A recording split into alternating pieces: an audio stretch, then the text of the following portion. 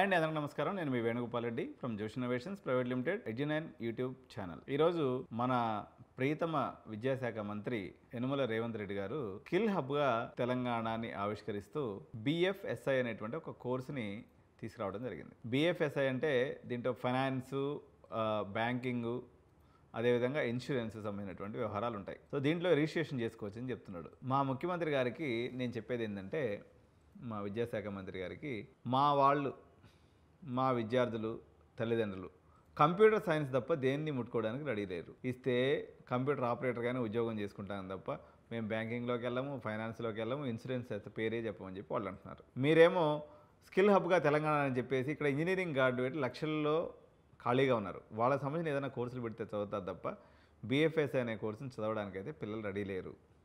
మీరైతే కోర్సును ఆవిష్కరించారు, సంతోషం. టెక్నికల్గా మాకు తెలిసినప్పుడు కూడా పిల్లల్ని ఒప్పించే పరిస్థితి లేదు. ఉద్యోగాలు ఉన్నా లేకపోయినా మేమందరం బీటెక్ CA చదువుతామని పిల్లలు కూర్చొని ఉన్నారు. మంత్రి గారు మీరు ఇది గుర్తించాలి.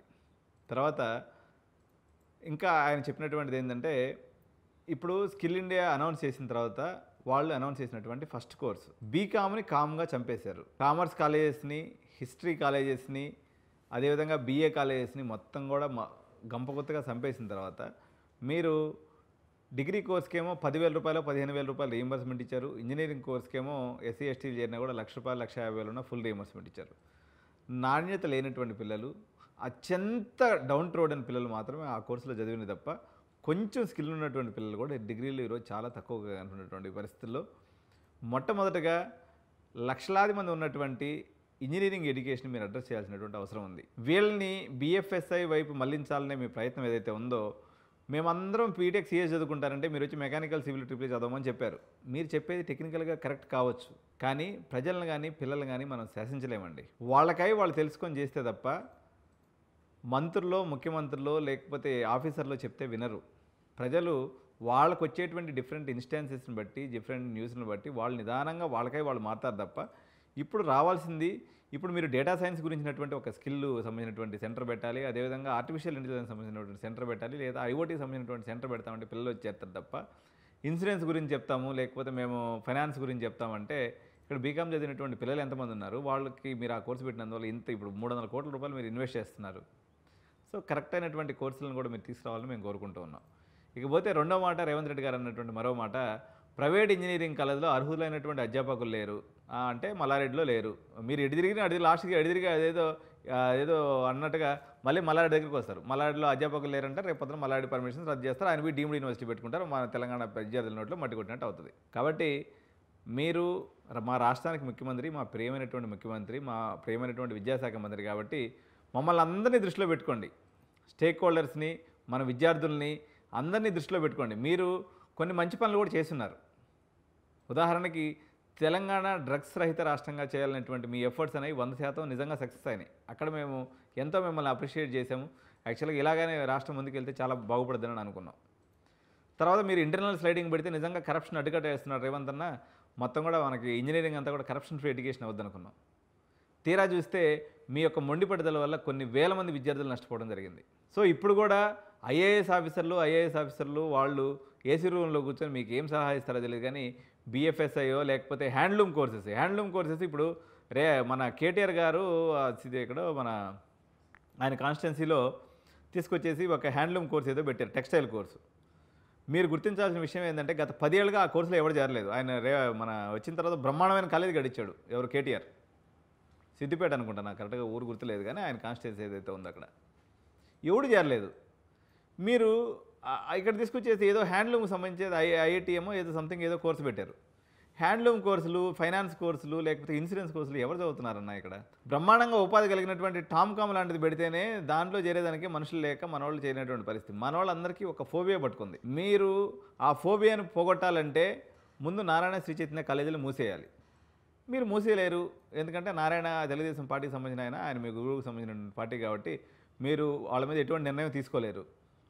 సో ఇదంతా కూడా జరగని పనులు అన్నట్టు. మీరు ఇంటర్మీడియట్ విద్యా వ్యవస్థలో, అదేవిధంగా పాఠశాల విద్యా వ్యవస్థలో మార్పును తీసుకొస్తే తప్ప, మొన్న కూడా ఎవరో విద్యాశాఖ కమిషన్ అని వేశారు, ఆకునూరు మురళి గారు. ఇది ఇంటలెక్చువల్ బ్రహ్మాండంగా చెప్తూ ఉన్నాను, నేను కూడా ఆయన కొన్ని స్పీచెస్ అవి విన్నాను. మీరు గ్రౌండ్ లెవెల్ రియాలిటీలో అనేక విద్యా ఉపాధికి సంబంధించినటువంటి బడ్జెటింగ్లో మీరు మార్పులు తీసుకురాకుండా అక్కడక్కడ తళుకులు వెలుకులు చేసినట్టు వల్ల ఎటువంటి ఉపయోగం ఉండదు.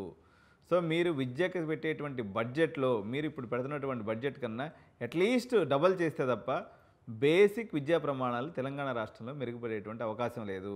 సో మీరు ఇప్పుడు ఒక ప్రభుత్వం అనేది 5 ఏళ్ల పాటు ఉంటుంది. ప్రభుత్వాలు మారుతూ ఉంటాయి. మీరు చేసేటువంటి ఏదైతే యంగ్ ఇండియా స్కిల్ యూనివర్సిటీ అన్నారు, మీరు ఆర్టిఫిషియల్ ఇంటెలిజెన్స్ తీసుకొస్తామంటున్నారు, అదేవిధంగా కొత్త కొత్త విధానాలను తీసుకొచ్చి తెలంగాణ యువతకి ఉపాధి అవకాశాలు కల్పించాలనేటువంటి మీ యొక్క ప్రయత్నం గొప్ప ప్రయత్నమే.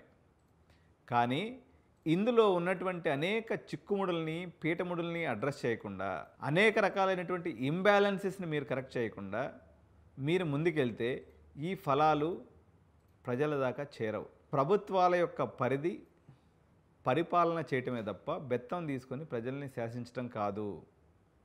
వాళ్ళు ఐటీ ఉద్యోగాలు కావాలని అడుగుతున్నారు. ఇప్పుడు నిజమే మీరు అన్నది. ఇప్పుడు మన దగ్గర తీసుకున్నప్పుడు యూపీ లాంటి గవర్నమెంట్స్, యూపీ ప్రభుత్వం కానీ, బీహార్ ప్రభుత్వం కానీ అనేక రకాలైన, ఈవెన్ హర్యానా గవర్నమెంట్ కూడా స్కిల్ ప్రోగ్రామ్స్ కండక్ట్ చేస్తుంది. అనేక రకాలైనటువంటి స్కిల్ స్కీమ్స్ వాళ్ళు కండక్ట్ చేస్తున్నారు. ఆ రాష్ట్రాల్లో ఒక్కొక్కరికి 3-4 పిల్లలు ఉంటారు. అక్కడ జనాభా ఎక్కువ ఉంటుంది కాబట్టి వాళ్ళు ఆ రకంగా ఆలోచిస్తున్నారు. వాళ్ళలో పేదరికం కూడా ఆ రాష్ట్రాల్లో ఎక్కువ ఉంది. తెలంగాణ అనేది డెవలప్డ్ స్టేట్. అదేవిధంగా ఇక్కడ యొక్క ప్రజల యొక్క ఇన్కమ్ లెవెల్స్ కూడా భారతదేశంలోనే హయ్యెస్ట్ ఉన్నాయి. 35,000 రూపాయలు, 3,60,000 రూపాయలు ఏమో ఉందంట మన తలసరి ఆదాయం. అంటే దగ్గర 35,000 రూపాయలు ఉందంటే ఒక మనిషి తలసరి ఆదాయం. నేను ఇంకా ఇప్పుడు ఆ చిన్న చిన్న ట్రైనింగ్లు ఇస్తానంటే నడవదు. వీళ్ళు ఆ 3 లక్షలు ఉన్నదాన్ని మీరు 6 లక్షలు చేయడం మీద దృష్టి పెట్టండి. ఆ రకంగా మనం కంపెనీలని తీసుకొచ్చేటువంటి ప్రయత్నం చేయండి. తద్వారా మనం ఇంకా ముందుకెళ్ళేటువంటి ప్రయత్నం చేద్దాం. మీరు డిగ్రీకి అదేవిధంగా ఇంజనీరింగ్ వ్యవస్థకి చాలా వ్యత్యాసం ఉంది. నేను మీ నేషనల్ ఎడ్యుకేషన్ పాలసీ మీద మీరు ఏదైతే ఇంటర్మీడియట్ వ్యవస్థను రద్దు చేస్తూ నిర్ణయం తీసుకుపోతున్నారనేటువంటి అనేక వార్తలు వస్తున్నాయి. దాని మీద కూడా నెక్స్ట్ వీడియో నేను చేస్తానండి.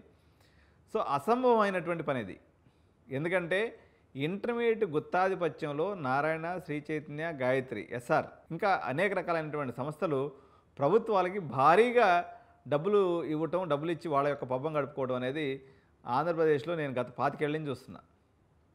ఇవన్నీ సమస్యలను దాటి నేషనల్ ఎడ్యుకేషన్ పాలసీ తీసుకొచ్చి ఇంటర్మీడియట్ విద్యను లేకుండా చేస్తామనేటువంటి ఒక మాట కూడా మీరు చెప్పినట్టుగా మేము చూసాం. ఇంటర్మీడియట్ అనేది వాళ్ళందరికీ కూడా కనకవర్షం కురిపించేటువంటి వస్తువు. తద్వారా ఐఐటి పేరు చెప్పి జనాలను దోచుకోవడం అలవాటు పడిపోయినటువంటి ఈ వ్యవస్థలో మీరు వచ్చేసి నేషనల్ ఎడ్యుకేషన్ పాలసీ పెడతామన్నట్లయితే ఇది ఒట్టి మాటల సద్దిమూటగానే మిగిలిపోతుంది తప్ప ఇది జరిగే అవకాశం లేదని నాకైతే అనిపిస్తుంది. చూద్దాం మీ చిత్తశుద్ధి, మీ యొక్క గవర్నమెంట్ యొక్క పరిధి. లేకపోతే హైడ్రా చేసినట్టుగా ఓన్లీ పేదవాళ్ళ ఇళ్ళు పగలగొట్టేసి లేకపోతే కొన్ని ఏదో చిన్న చిన్న మార్పులు చేస్తారా, నిజాయితీగా చేసి విద్యార్థి లోకానికి మేలు చేస్తారా లేదనే చూడాలి. Thank you.